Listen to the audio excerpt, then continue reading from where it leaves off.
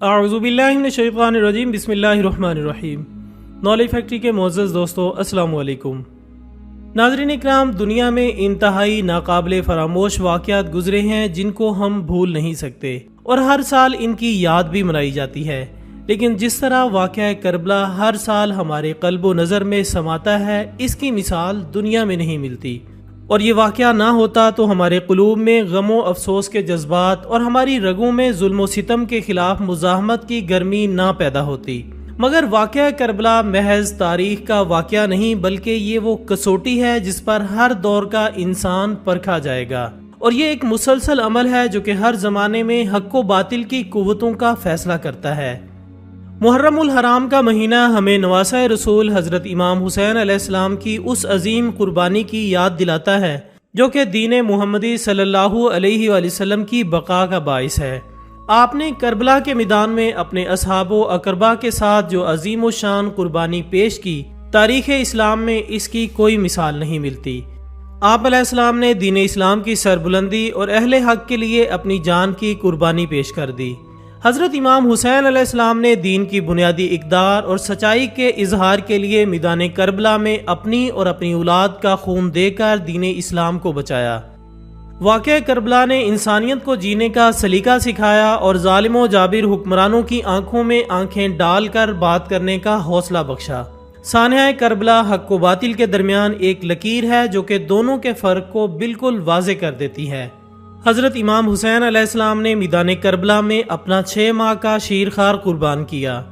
نوجوان علی اکبر، بھانجے، بھتیجوں، دوستوں کو قربان کیا۔ 3 دن اور 3 راتیں بھوکے پیاسے رہے، مگر ملوکیت کو قبول نہیں کیا اور اسلام کا پرچم بلند کیا۔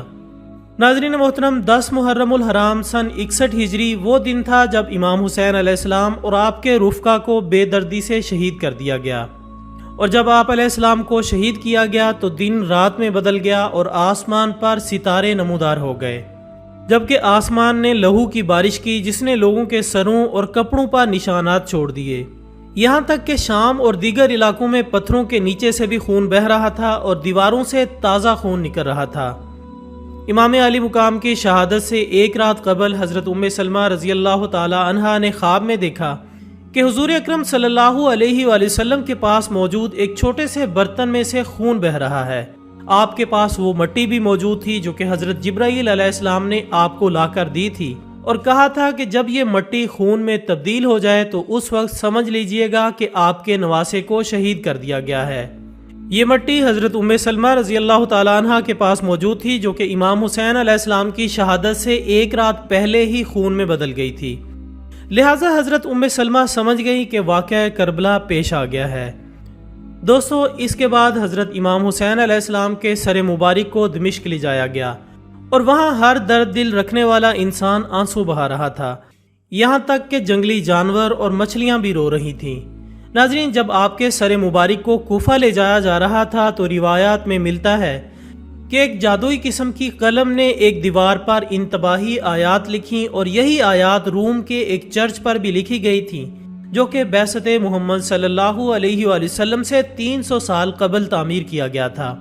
حضرت امام حسین علیہ السلام کے سر مبارک سے بہت زیادہ خوشبو مہک رہی تھی، لہٰذا وہاں موجود ایک راہب آپ کے سر کا معجزہ دیکھ کر بہت متاثر ہوا، اور راہب آپ کے سر سے نکلنے والی معجزاتی روشنی سے اتنا متاثر ہوا کہ اس نے یزید کو کچھ رقم دی اور آپ کا سر مبارک اپنے گھر لے آیا، اور آپ کے سر سے نکلنے والی مسلسل روشنی اور خوشبو سے متاثر ہو کر مسلمان ہو گیا۔ ناظرین، یاد رہے کہ حضرت امام حسین علیہ السلام کے سر مبارک کا نیزے کی نوک پر قرآن پاک پڑھنا تاریخ کربلا میں ایسی واضح بات ہے کہ جس کو علماء تشیع اور اہل سنت سب نے صحیح سند کے ساتھ نقل کیا ہے۔ جب کاروان حریت 12 محرم الحرام کو کوفہ میں پہنچا تو 3 دن قید میں رکھنے کے بعد ابن زیاد نے 15 محرم الحرام کو امام علی مقام کا سر مبارک دوسرے شہداء کے سروں کے ساتھ یزید کی طرف شام روانہ کر دیا۔ زید بن ارقم روایت کرتے ہیں کہ ابن زیاد کے دربار میں مظلوم کربلا کا مقدس سر میرے پاس سے گزرا جو کہ نیزے کی نوک پر سوار تھا، جبکہ میں اپنی جگہ بیٹھا ہوا تھا، اور جب وہ میرے پاس سے گزرا تو وہ کچھ پڑھ رہا تھا۔ جب میں نے توجہ کے ساتھ کان لگا کر سنا تو وہ سورۃ الکہف کی 9ویں آیت کی تلاوت کر رہا تھا۔ راوی کہتے ہیں کہ خدا کی قسم میں یہ منظر دیکھ کر لرز گیا اور بلند آواز کے ساتھ کہا کہ اے فرزند رسول صلی اللہ علیہ وآلہ وسلم، آپ کا مقدس سر اصحاب کہف سے بھی زیادہ حیران کن اور تعجب آور ہے۔ امام علی مقام کے سر مبارک سے تلاوت کا دوسرا واقعہ حران میں پیش آیا۔ جب کوفہ سے شام جاتے ہوئے کاروان حریت چلتے چلتے حران نامی ایک جگہ کے نزدیک پہنچا تو اس شہر کی چوٹی پر یحییٰ خزائی نامی یہودی کا مکان تھا۔ وہ استقبال کے لیے آیا اور قیدیوں کا تماشا دیکھنے لگا۔ اس کی نگاہ حضرت امام حسین علیہ السلام کے سر مبارک پر پڑ گئی۔ اس نے دیکھا کہ آپ کے مبارک لبوں سے کوئی آواز آ رہی ہے۔ اس نے جب کان لگا کر سنا تو وہ قرآن پاک کی تلاوت کر رہا تھا۔ یہ منظر دیکھ کر یحییٰ حیران و پریشان ہوا اور اس نے پوچھا کہ یہ کس کا سر ہے؟ اس کو جواب دیا گیا کہ حسین بن علی کا۔ یہ سننے کے بعد اس نے کہا کہ اگر اس کا دین برحق نہ ہوتا تو یہ کرامت اس سے ہرگز ظاہر نہ ہوتی، لہٰذا اس سے ثابت ہوتا ہے کہ اس کا دین ہی حق پر تھا۔ اس کے بعد وہ فوراً کلمہ پڑھ کر مسلمان ہو گیا اور ایک قیمتی پوشاک جو کہ خود زیب تن کیے ہوئے تھا اتار کر حضرت امام زین العابدین کی خدمت میں پیش کی اور 1000 درہم آقا کی خدمت میں پیش کیے۔ یہ منظر دیکھ کر آپ کے سر مبارک کی نگرانی پر موجود سپاہیوں نے بلند آواز سے کہا کہ خلیفہ یزید کے دشمنوں کی امداد اور حمایت کر رہے ہو، دور ہٹ جاؤ ورنہ ہم تمہیں قتل کر دیں گے۔ یحییٰ نے دفاع کے لیے نیام سے تلوار نکالی، سپاہیوں نے اس پر حملہ کر دیا۔ اس نے 5 سپاہیوں کو جہنم رسید کیا اور خود بھی شہید ہو گیا، جس کا مقبرہ آج بھی حران میں واقع ہے۔ دوستو، آپ اس بات سے بخوبی واقف ہوں گے کہ آپ علیہ السلام کے ساتھ آپ کی پھوپھیاں اور بہنیں بھی قید کر کے قافلے کے ساتھ لائی گئی تھیں۔ اسی طرح ایک راوی سہل ابن سعد شہزوری کہتا ہے کہ میں نے بابو سعد کے قریب کچھ قیدیوں کو دیکھا تو معلوم ہوا کہ یہ اولاد رسول صلی اللہ علیہ وآلہ وسلم ہیں اور ان کے ساتھ مستورات بھی ہیں۔ لہٰذا میں تجسس کے عالم میں آگے بڑھا تو ایک سن رسیدہ مستورہ کو دیکھا جو کہ کبھی سن رسیدہ بھائی کا نام لے کر بیان کر رہی تھی اور کبھی شیرخوار بچے کا نام لے کر۔ وہ کہتا ہے کہ میں اس اونٹ کے پاس گیا اور اس مستورہ کو سلام کیا۔ بی بی نے فرمایا کہ اللہ کے بندے تو کون ہے جو ہمیں بازار شام میں سلام کر رہا ہے، کیونکہ کربلا سے بازار شام تک ہمیں کسی نے سلام نہیں کیا۔ سہل نے کہا کہ بی بی میرا نام سہل ہے، بیت المقدس کی زیارت کے لیے جا رہا تھا لیکن بدقسمتی اس شہر میں لے آئی اور میں سب واقعات سن چکا ہوں جو کہ آپ کے خانوادے پر گزرے ہیں۔ کہیں آپ دختر زہرہ تو نہیں ہیں؟ بی بی زینب نے فرمایا کہ ہاں میں دختر زہرہ ہوں، لیکن تم کو کیسے معلوم ہوا؟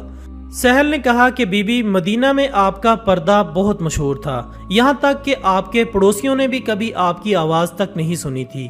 میں بازار شام میں دور رہ کر آپ کی مظلومیت دیکھ کر رو رہا تھا اور شامی مردوں اور عورتوں کو دیکھ رہا تھا کہ وہ گھر کی چھتوں سے قافلے کو دیکھ رہے تھے۔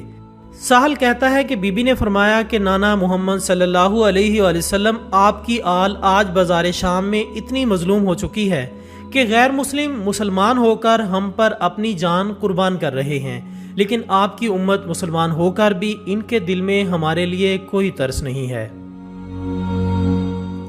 اور آخر میں دعا ہے کہ اللہ تعالیٰ تمام شہدائے اسلام اور تمام شہدائے کربلا کے درجات بلند فرمائے اور ہمیں ان کے نقش قدم پر چلنے کی توفیق عطا فرمائے، آمین یا رب العالمین۔